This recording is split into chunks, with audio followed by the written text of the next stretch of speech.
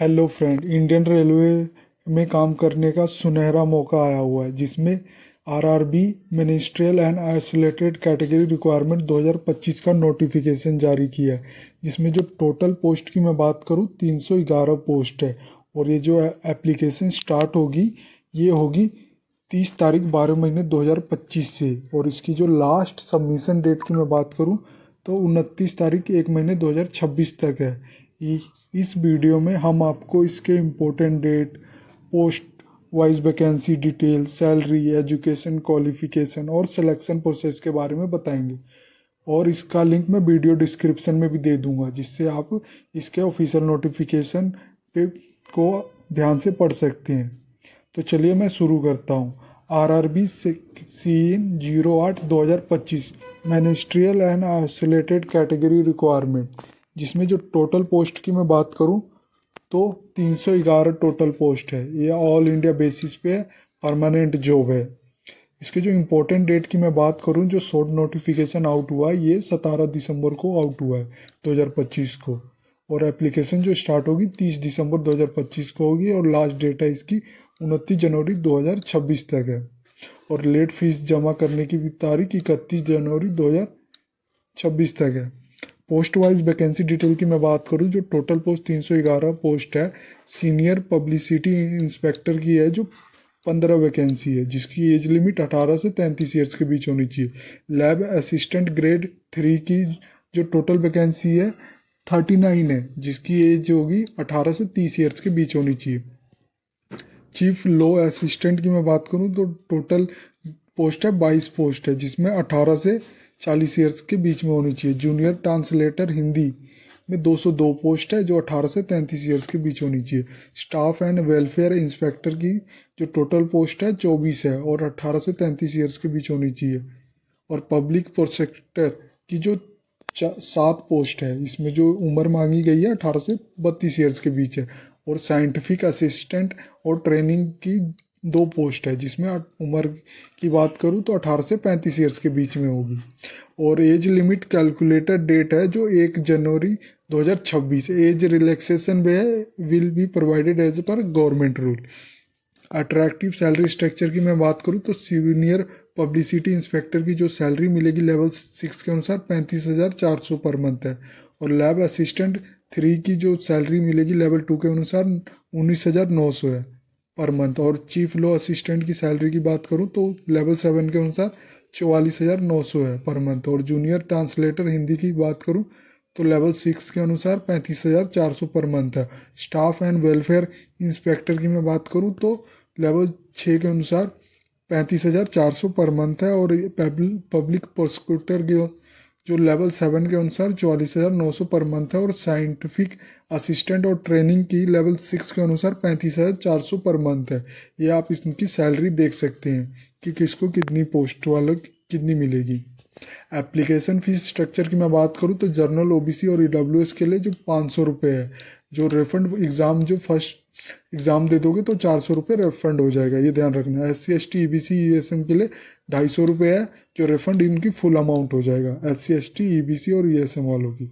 All female candidate की भी जो फीस की मैं बात करूँ 250 रुपये है, रिफंड इनका ऑल हो जाएगा। माइनॉरिटी और थर्ड जेंडर वालों की 250 रुपये है, रिफंड भी इनका पूरा हो जाएगा, वापस बैंक में आ जाएगा दोबारा। पेमेंट मोड की मैं बात करूँ तो ये ऑनलाइन मोड होगा। और एरर और करेक्शन चार्ज के एक्स्ट्रा 250 रुपये लगेंगे। तो आप जब भी फॉर्म सबमिट करना तो ध्यान से करना। Fees refund will be provided after the appearing in the exam, यानी जब आप अपना एग्ज़ाम दे दोगे तो तभी आपको जो आपको फीस वापस होगी तभी होगी, नहीं तो आपका पूरा पैसा फीस में लग जाएगा, कोई वापस नहीं होगा अगर आपने एग्ज़ाम नहीं दिया तो। एजुकेशन क्वालिफिकेशन की मैं बात करूँ तो सीनियर पब्लिसिटी इंस्पेक्टर के लिए ग्रेजुएशन डिग्री होनी चाहिए with diploma in public relation, advertising, journalism और मास कम्युनिकेशन में होना चाहिए। लैब असिस्टेंट ग्रेड 3 में 12th पास होना चाहिए with physics and chemistry subject में।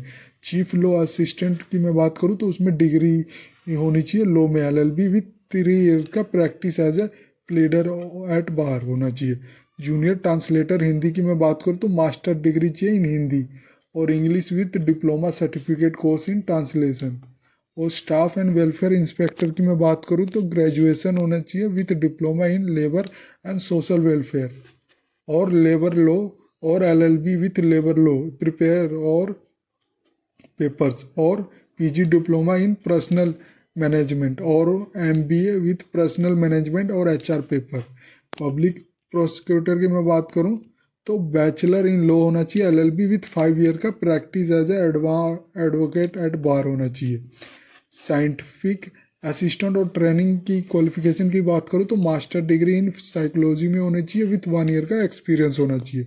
सिलेक्शन प्रोसेस की बात करूँ तो ये 4 स्टेज में होगा। पहले आपका होगा रिटन एग्जामिनेशन होगा, कंप्यूटर बेस्ड टेस्ट होगा जिसमें 100 क्वेश्चन आएंगे 100 मार्क का। फिर आपका स्किल टेस्ट होगा if applicable for specific code like typing test और ट्रांसलेटर पोस्ट के लिए स्किल टेस्ट होगा। फिर डॉक्यूमेंट वेरिफिकेशन होगा, वेरिफिकेशन है of all original certificate and document होगा। फिर आपका फाइनल जो लास्ट में होगा वो फाइनल मेडिकल फिटनेस टेस्ट होगा एज अ रेलवे स्टैंडर्ड के। एग्जाम पैटर्न की मैं बात करूँ तो एक्सेप्ट जूनियर ट्रांसलेटर 100 क्वेश्चन आएंगे, 100 मार्क का होगा, 90 मिनट में आपको ख़त्म करना होगा। प्रोफेशनल एबिलिटी की 50 क्वेश्चन आएंगे, 50 मार्क का होगा। जर्नल अवेयरनेस के 15 आएंगे, 15 मार्क का होगा। जर्नल इंटेलिजेंट के 15 आएंगे, 15 मार्क का होगा। मैथमेटिक्स के 10 क्वेश्चन आएंगे, 10 मार्क का होगा। जनरल साइंस के 10 क्वेश्चन आएंगे, 10 मार्क का होगा। जो टोटल क्वेश्चन होंगे 100 होंगे और मार्क भी इनका 100 होगा। और ये ध्यान रखना इसमें नेगेटिव मार्किंग भी है, 1/3 mark will be deduct for each wrong answer, ये ध्यान रखना। मस्ट रीड इंपॉर्टेंट इंस्ट्रक्शन की मैं बात करूं तो एप्लीकेशन मोड होगा या ऑनलाइन एप्लीकेशन विल एक्सेप्ट होगा जो ऑफिशियल आरआरबी वेबसाइट से होगा। जॉब लोकेशन की बात करूं तो ये ऑल इंडिया बेसिक्स पे होगा। Candidate can be posted anywhere India में कहीं भी आपको पोस्ट कर दिया जा सकता है। जॉब बेसिक की बात करूं तो ये permanent employment with all government benefits होगा। और one time registration, candidate need to register only once for RRB portal, यानी जो भी रजिस्ट्रेशन होगा वन टाइम आपको रजिस्ट्रेशन करना ही होगा। डॉक्यूमेंट रिक्वायर्ड है जो keep scan copy of photo, signature, education certificate ready जब आप अपना फॉर्म सबमिट करें तो। All the best for RRB journey. और इसका लिंक मैं वीडियो डिस्क्रिप्शन में दे दूंगा जिसमें आप आके इसका पूरा नोटिफिकेशन को ध्यान से पढ़ सकते हैं। जो एक बार फिर मैं बता दूं, जो फील्ड एप्लीकेशन जो स्टार्ट होगी 30 तारीख 12 महीने 2025 से होगी। डाउनलोड नोटिफिकेशन करना है तो क्लिक हेयर करके आप डाउनलोड नोटिफिकेशन कर सकते हैं। और ऑफिशियल वेबसाइट पे जाना है तो क्लिक हेयर करके इसके ऑफिशियल वेबसाइट पे भी जा सकते हैं। ये थी जानकारी आरआरबी आइसोलेटेड कैटेगरी रिक्वायरमेंट 2025 की। अगर आपको ये वीडियो अच्छी लगे तो please like and subscribe my channel. धन्यवाद।